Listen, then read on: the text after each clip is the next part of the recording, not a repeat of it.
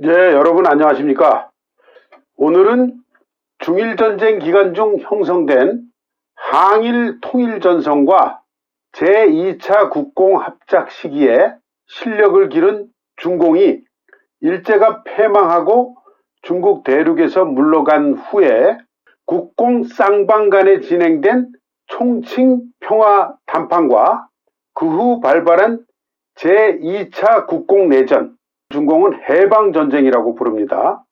이 국공내전에서 중공이 이제까지와는 달리 유격전 방식이 아니라 공세적이고 전략적 진공 방식으로 국민당군과 전쟁에서 승세를 굳히는 이야기를 중심으로 진행하겠습니다. 우선 일제가 1945년 8월 15일 연합군 측에 무조건 항복을 하고 중국 대륙에서 물러나죠. 그 후에 국민당 장제스의 제안으로 마오쩌둥이 총칭으로 가서 장제스와 국공 쌍방 간에 담판을 합니다. 그 시기는 1945년 8월 29일부터 10월 10일까지 43일간 진행됩니다. 그래서 수차례 쌍방 대표 간에 담판을 하는데 나름대로의 성과와 의미는 있다고 할 수 있겠습니다. 10월 10일에 장제스와 마오쩌둥이 쌍십 협정, 정식 명칭은 정부와 중공 대표 회담 기호입니다. 정부는 당시로서는 국민당 정부가 공식 정부니까 정부고, 중공은 국민당 측에서 정식 회담 상대로 공식적으로 인정했다는 것만 해도 그동안의 중공의 세력이나 위치가 상당히 견고해지고 이전과는 달라졌음을 알 수 있는 거죠. 회담 기호에 쌍방이 합의한 내용을 보면은 쌍방은 평화, 민주, 단결, 통일을 위해 노력하고 이를 기초로 장기 합작하고 필히 내전을 피하고 독립, 자유, 부강한 신중국을 건립한다. 이렇게 돼 있습니다. 사실 일본군과의 그 항일 전쟁의 피해가 컸기 때문에 또다시 내전이 일어나는 것은 어떻게 해서든지 막아보자. 그런 여론의 압력하에 장제스가 중공과 합의를 시도했던 겁니다. 그리고 민주당파와 각 당파의 대표와 무당파 인사가 참여하는 정치협상회의를 조직해서 평화로운 신중국 건국 방안을 공동 의논하자 하는데도 합의를 합니다. 거부할 명분이 없는 거죠. 어느 쪽도. 그 앞에서도 평화, 민주, 단결, 통일을 위해 노력하자 뭐 이런 얘기에 반대할 수가 없는 거죠. 또 추상적이니까 일단은 그런 원칙은 찬성한다. 그렇지만 강론에 들어가고 구체적인 내용으로 브레이크다운되고 하면은 각자 자기의 손익을 따지고 자기 입장에서 계산을 하니까 합의가 점점 쉬워지지 않는 거죠. 추상적이고 원칙적일 때야 합의 못할 일이 뭐가 있겠습니까? 그래서 이제 담판 중에 합의에 도달하지 못한 가장 중요한 문제는 중공이 통치하고 있는 해방구 정권을 그대로 유지할 것이냐, 그 여부. 그 다음에 앞에서 그 정치협상회의가 있듯이 각계 각파, 무당파까지 포함하는 민주당파 포함해서 그런 국민대회를 조직하고 운영하자 하는 그런 게 있었는데 이건 또 이제 국민당 측에서 받아들이기엔 또 좀 껄끄러운 문제가 됐을 거고요. 그 다음에 군대 정비 개편 문제, 정편이라고 부르는데 이 문제도 원칙적 방향에는 합의한다고 회의 기호에는 썼습니다만은 실제적으로는 해결되지 못했죠.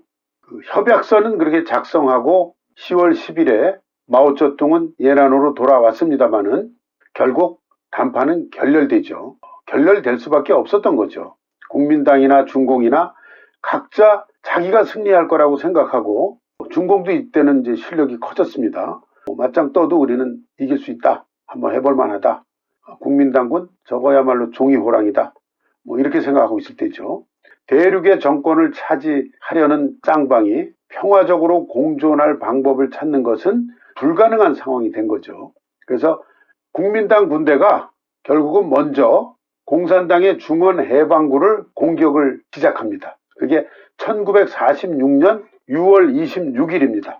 그래서 제2차 국공내전, 중공 측이 해방전쟁이라고 부르는 전쟁이 시작됩니다.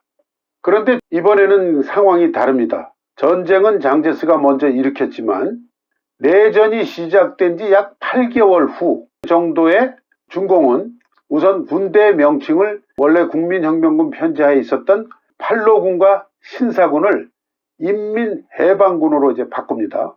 그리고 그해 12월에 다시 샨시성 북부 미지현 양자거우라는 곳에서 중공 중앙회의를 열고 공세적 전환과 전략적 반격을 하자고 결정합니다.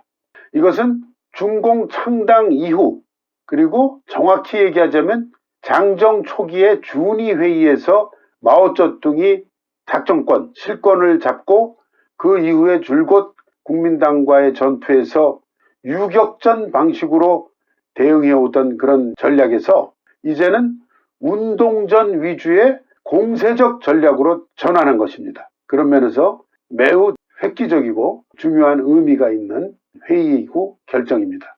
내전이 발발했던 1946년 6월 26일이었죠. 그로부터 약 2년 조금 지난 1948년 7월 초에는 국민당과 공산당 쌍방의 병력 차이가 전쟁이 막 폭발됐을 그 당시에는 국민당이 3.14, 중공이 1 정도의 약세였는데 1.3대 1 정도로 병력 차이가 대폭 축소가 됩니다. 근데 이게 중공이 열세인 것처럼 수적으로는 그렇게 나오지만 실제 내용면으로 보면은 중공의 실력이 국민당군을 앞서기 시작한다는 거죠. 예를 들면 중공이 지휘하는 남방 유격대 세력이 또 급속히 증강해서 1948년 가을에는 그 남방 유격대 병력 수가 4만여 명에 달했고 곳곳에 유격 근거지를 구축하고 국민당 통치구 후방을 직접 위협합니다. 빨치산이죠. 남방 거의 전역에 걸쳐서 이 유격대가 활약을 하는데 예를 들면 푸젠, 복건이죠. 푸젠, 광동, 장시, 강서성 변경, 그 다음에 광동, 장시, 분한성 변경, 그 다음에 하이난다오, 섬에서도 유격전, 게릴라전 전개하는 겁니다. 그리고 광동, 광시성 변경, 그 다음에 광시, 윈난, 운남성이죠. 귀주성 변경, 안후이, 저장, 장시성 변경, 그 다음에 저장성 동부와 남부, 그 다음에 장수성 남부, 곳곳에서 유격전 근거지를 구축하고 국민당 통치구 후방을 직접 위협하기 때문에 국민당군으로서는 이런 거 경계하랴, 이거 대비하랴, 제대로 군대를 동원해서 인민해방군하고 같이 전투를 진행하기도 굉장히 어려운 그런 상황이 되는 겁니다. 당시 중공이 장악 통치하고 있던 해방구의 면적을 보면은 중국 대륙의 약 4분의 1에 달하는 235만 제곱킬로미터, 그리고 그 통치 지구 내 거주민 인구가 약 1억 7천만인. 이 중에 약 1억 인구를 점하는 해방구에서는 이미 토지혁명 투쟁이 완료돼서 토지 분배를 받은 농민들이 공산당에 대해서 열렬하게 지지하고 생산도 적극적으로 하니까 중공은 경제적으로나 보급 면에서나 이전과는 완전히 다른 상황이 된 거죠. 농민들 입장에서는 만일 인민해방군이 국민당과의 전투에서 패퇴하게 되면 국민당 군대와 옛날 그 지주가 다시 돌아와서 자신들이 무상 분배받은 이 토지를 다시 뺏기게 된다는 걸 알고 있는 거죠. 그러니까 인민해방군이 어떻게 해서든지 승리를 해야 되고 우리가 어떻게 해서든지 인민해방군이 승리할 수 있도록 도와야 한다. 그래서 적극적으로 스스로 정보원이 돼가지고 국민당군의 동태 관련 정보를 중공 지휘체계에 알려주고 나아가서 인민해방군에 자원 입대하고, 예를 들면 늙은 농민이 신하들에게 나는 나이가 많으니 네가 애비 대신 인민해방군에 들어가서 싸워서 우리 땅을 지켜라 하면서 자기 아들을 인민해방군에 입대시킵니다. 되게 부모 입장에서 자기 아들을 빼돌리고 싶어 하는 게 인지상정 아닙니까? 그러니까 이런 군대하고 국민당군은 사기나 이런 면에서 비교가 안 되는 거죠. 또 하나의 상황은 항일전쟁 말기에 국민당 군대와 본부는 대부분이 일본군의 공세에 쫓겨서 쓰촨성 총칭을 비롯한 오지에 있었지만은 반면에 중공의 팔로군과 신사군은 일본군이 점령하고 있는 도시, 교외 지역의 농촌이나 산간 지역을 거점으로 삼고 유격전 방식으로 전투를 지속하고 있었습니다. 따라서 1945년 8월 15일 일본이 패망하고 중국 대륙에서 물러간 직후에 중공의 팔로군과 신사군은 국민당군에 비해서 지리적으로 훨씬 유리한 위치를 선점할 수 있었던 거죠. 이 점도 중공의 승세를 결정짓는 매우 유리한 요인이 됩니다. 1947년 가을까지 중공의 인민해방군이 국민당군 정규군과 비정규군 모두 포함해서 약 152만 명을 섬멸합니다. 그래도 중국 인구가 워낙 많아서 그런지 국민당군은 다시 대량의 보충 과정을 거쳐서 약 365만 명 병력 규모를 다시 유지합니다. 이 중에 정규군은 285개 여단이고 약 200만인 정도를 유지합니다. 그렇지만 국민당군 대다수는 사기가 매우 낮은 상태였고 상당수가 당장 실전에 배치할 수 없는 신규 보충병유였단 말입니다. 반면에 중공의 인민해방군은 2년간의 전쟁을 거치면서 실전 경험이 풍부하고 총 병력수가 127만 명에서 280만 명으로 늘었어요. 그리고 정규군 병력도 이제는 149만 명. 그러니까 국민당군 200만 명보다 149만 명, 한 50만이 적다 하지만은 질적으로나 사기, 그리고 그 배후의 예비군, 적위대 이런 것까지 합하면 이미 중공의 실력이 국민당군의 실력을 추월한 거죠. 총 병력수는 국민당군이 1.3배 정도 많았지만 인민해방군은 후방을 장기간 안정되게 굳히고 있었기에 병력을 전선에 집중시킬 수 있었다는 거죠. 이 점이 승기를 잡을 수 있는 핵심적인 요인이 되는 거죠. 도처에 산재한 중공 지휘하에 유격대가 국민당군의 후방을 교란하고 있었고 최전방인 제1선의 기동병력은 인민해방군이 수적으로도 국민당 군대보다 많았습니다. 이 같은 상황으로 진행된 결정적 요인과 동력은 역시 토지입니다. 중공이 농촌의 토지 소유와 사용 간의 모순, 즉 지주와 소작인, 고농, 빈농 간의 토지 모순을 돌출시키고 그 문제를 가지고 농민의 대다수를 차지하는 빈농과 고농의 인심을 견인하면서 접근한 것. 이것이 핵심입니다. 무상몰수, 무상분배 대책을 시행하고 이 무상몰수, 무상분배 정책이 농민 중 다수를 점하고 있는 빈농, 고농의 지지를 끌어낼 수 있는 아주 간단하고 명료하고 최대 효과를 나타내고 선전선동까지 겸한 전략 전술이 되었던 것이죠.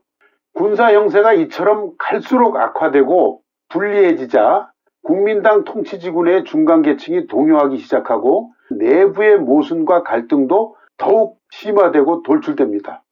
예를 들면 부총통 리종런은 장제스의 총통직위 탈취를 기도했고 일부 지방의 군벌 실력파들도 공산당과의 연결을 강화하면서 투항할 준비를 합니다. 배가 침몰하면은 쥐새끼들이 먼저 뛰어다닌다고 하지 않습니까?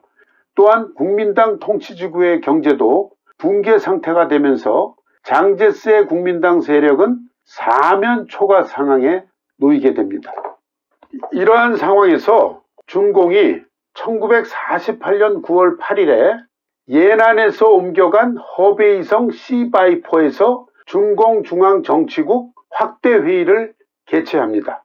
이 시바이포는 중공중앙이 1947년 3월에 국민당군이 2차 국공내전을 발동시키면서 예난을 공격합니다. 그래서 그 공세를 피해서 전략적으로 예난에서 퇴각해서 허베이성 시바이포의 중공중앙본부 헤드쿼터를 옮긴 것이죠.